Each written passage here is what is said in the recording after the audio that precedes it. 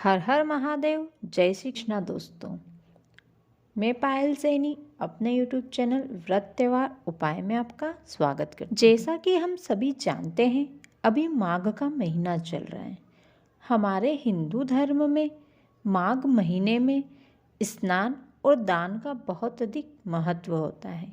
माघ महीने में भगवान कृष्ण और भगवान विष्णु की पूजा का विशेष महत्व होता है। इस महीने में इन दोनों कृष्ण भगवान और विष्णु भगवान की पूजा की जाती है। हिंदू धर्म में माघ महीने को अत्यंत पवित्र महीना माना जाता है। इस महीने में ढेर सारे धार्मिक पर्व और त्यौहार आते हैं।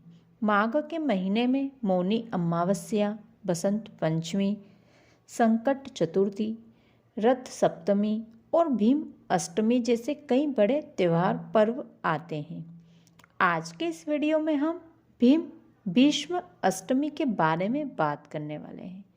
भीष्म अष्टमी कब आती है, इसका क्या महत्व है, यह क्यों मनाई जाती है, इसकी पौराणिक कथा के बारे में जानेंगे। साथ ही इस वर्ष यानी 2023 में भीष्म अष्टमी कब है और इसके शुभ मुहूर्त क्या है, इनके बारे में भी बात करेंगे। तो चलिए वीडियो शुरू करते हैं।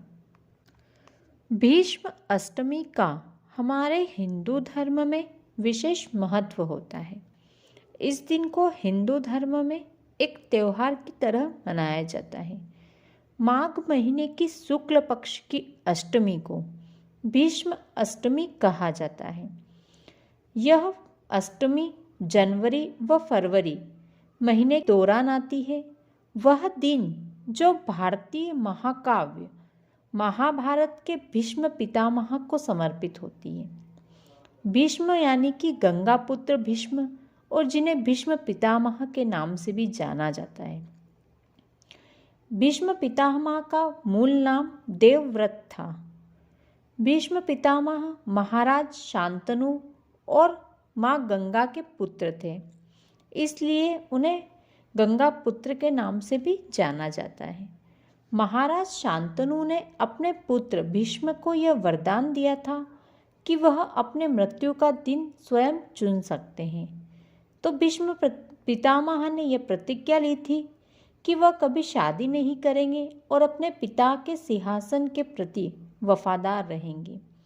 भीष्म पितामह ने जैसे कि प्रतिज्ञा थी, वे कभी शादी नहीं करेंगे। उन्होंने कभी शादी नहीं की, पूरी जिंदगी ब्रह्मचर्य का पालन किया है। भीष्म अष्टमी क्यों मनाई जाती है? हिंदू मास के माघ शुक्ल पक्ष अष्टमी के दिन महाभारत के भीष्म पितामह ने अपने शरीर का त्याग किया था। वह दिन भीष्म अष्टमी का दिन था, जिसे देवों का दिन भी कहा जाता है। भीष्म पितामह ने उत्तरायण के शुभ दिन पर अपने शरीर को त्याग दिया था, अर्थात जिस दिन भगवान सूर्य दक्षिणायन की 6 महीने की अवधि को पूरा करने के बाद उत्तर की ओर जब बढ़ते हैं। ऐसा माना जाता है कि उत्तरायण के दौरान यदि कोई व्यक्ति मर जाता है तो उसे स्वर्ग की प्राप्ति होती है। माघ शुक्ल अष्टमी के दौरान भीष्म पितामह की मृत्यु की वर्षगांठ मनाई जाती है, इसलिए इस दिन को भीष्म अष्टमी कहा जाता है और निर्विवाद रूप से भीष्म पितामह की पुण्यतिथि के रूप में इस दिन को जाना जाता है। उस दिन से जुड़ी किंवदंती के अनुसार भीष्म पितामह ने अपने शरीर को छोड़ने से पहले 58 दिनों तक प्रतीक्षा की थी। इस वर्ष भीष्म अष्टमी कब मनाई जाएगी वो जानते हैं। इस वर्ष अष्टमी तिथि 28 जनवरी की सुबह 8:43 से शुरू होकर 29 जनवरी सुबह 9:05 पर समाप्त होगी। यानी कि भीष्म अष्टमी इस वर्ष 28 जनवरी को मनाई जाएगी।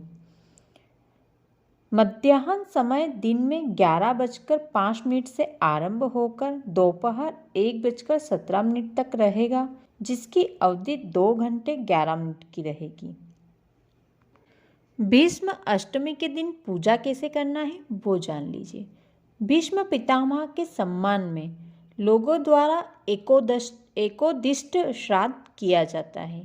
ऐसा माना जाता है कि वह व्यक्ति कर सकता है जिसके पिता जीवित न हो, परंतु कुछ लोग ऐसा मानते हैं और भीष्म अष्टमी की पूजा अनुष्ठान कर सकते हैं। भीष्म अष्टमी की पूजा कैसे करें? भीष्म पितामह के सम्मान में लोगों द्वारा एकादशी श्राद्ध किया जाता है। ऐसा माना जाता है कि यह श्राद्ध वही व्यक्ति कर सकता है जिसके पिता जीवित ना हो, परंतु कुछ लोग ऐसा नहीं मानते हैं और भीष्म अष्टमी की पूजा अनुष्ठान करते हैं। भीष्म पितामह की आत्मा को शांति देने के लिए लोग नदी के पास नदी के तट पर जाते हैं और तर्पण की रस्म करते हैं। इसी रीति से वे अपने पूर्वजों का सम्मान भी करते हैं। लोग गंगा नदी में पवित्र डुबकी लगाते हैं और जीवन और मृत्यु के चक्र से बाहर आने और अपनी आत्मा को शुद्ध करने के लिए उबले हुए चावल और तिल चढ़ाते हैं। भक्त इस दिन के दौरान उपवास भी रखते हैं और अर्धम्य करते हैं और देवता का आशीर्वाद पाने के लिए भीष्म अष्टमी मंत्र का जाप करते हैं। भीष्म अष्टमी के दिन कुरुक्षेत्र में स्थित भीमकुंड में पवित्र डुबकी लगाना बहुत ही शुभ माना जाता है। भीष्म अष्टमी का क्या लाभ है? हिंदू मान्यताओं के मुताबिक भीष्म अष्टमी को बहुत मंगल और शुभ दिन माना जाता है। इस दिन श्रद्धालु भीष्म की पूजा संपूर्ण रूप से पाप मुक्त होने के लिए करते हैं। लोगों में ऐसी मान्यता है कि अगर भीष्म पितामह की सच्चे मन से प्रार्थना की जाए, पूजा की जाए, तो उन्हें संस्कारी पुत्र की प्राप्ति भी होती है। वहीं हर साल हजारों लोग जिनके पिताजी का देहांत हो गया है या फिर जो पितृदोष से जूझ रहे हैं, इस पूजा को करते हैं ताकि पितृदोष से निवारण हो सके। साथ ही इस पूजा के माध्यम से अपनी पीढ़ियों को मन से अपनी श्रद्धा अर्पित कर सकें। अब जानते हैं भीष्म अष्टमी की पौराणिक कथा। भीष्म अष्टमी का एक सीधा जुड़ाव महाभारत के शेष अध्याय से जुड़ा हुआ है। कुरुक्षेत्र के युद्ध के दौरान अर्जुन ने भीष्म पितामह को आहत कर बाणों की शैया पर लिटाया था, लेकिन भीष्म पितामह को इच्छा मृत्यु का वरदान था, इसलिए जब तक कुरुक्षेत्र का युद्ध समाप्त नहीं हुआ तब तक उन्होंने अपनी देह को नहीं त्यागा। ऐसा माना जाता है कि पितामह उस बाणों की शैया पर 18 दिन तक लेटे रहे थे और मृत्यु के कुछ क्षण पहले उन्होंने धर्मराज युधिष्ठिर को कुछ सीख और जीवन का मूल मंत्र दिया था। आखिरकार अपना दायित्व पूरा करते हुए उन्होंने अपने देह का त्याग किया और आज भी उनकी कर्मनिष्ठा और भक्ति भावना को याद करते हुए भीष्म अष्टमी का पर्व मनाया जाता है। तो दोस्तों, ये थी भीष्म अष्टमी की सभी जानकारियाँ जो आज के इस वीडियो में मैंने आप सभी के साथ शेयर की है। आशा करती हूँ आपको वीडियो अच्छा लगा होगा।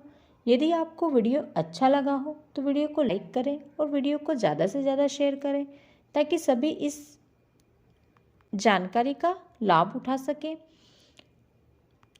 यदि आप ऐसे ही और वीडियो देखना चाहते हैं, जानना चाहते हैं और सभी व्रत त्योहारों की जानकारी जानना चाहते हैं तो मेरे चैनल को अभी तुरंत सब्सक्राइब कर लें, साथ ही बेल आइकन को प्रेस कर लें ताकि जब भी मैं नया वीडियो अपलोड करूं तो आपको नोटिफिकेशन मिल जाए और उस वीडियो को देख पाएँ।